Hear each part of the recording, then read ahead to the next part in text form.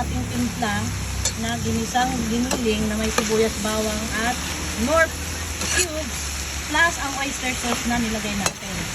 So halo-haluin lang natin bago natin takpan para mag-equal ang lasa ng mga gulay.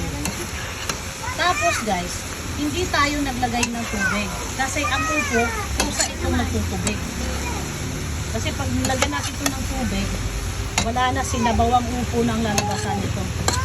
Kaya haluin ko lang para magsalasa lahat ng upo.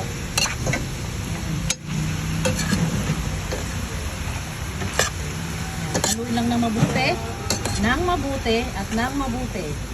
Hindi pa ako nakapaglagay ng paminta kasi naubos yung paminta namin. Gagawa pa ako, mag-grind pa ako ng paminta after nito. Yan. So, ayan na. Almost well combined na ang ating upo sa sahog. So, pwede na natin itong takpan. Katapos natin mahalo ng maigi.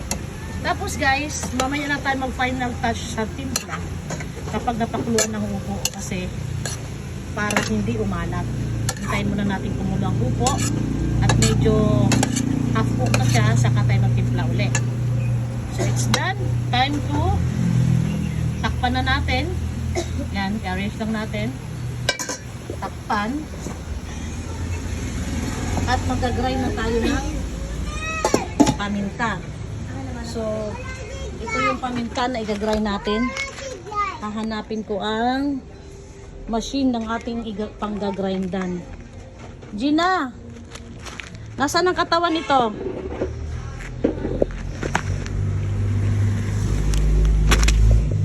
Nasaan ang katawan nito? Ay. Meron! Hindi na marunong. Nasaan yung ating pang-grind? Nasaan yung ito, nakita ko na.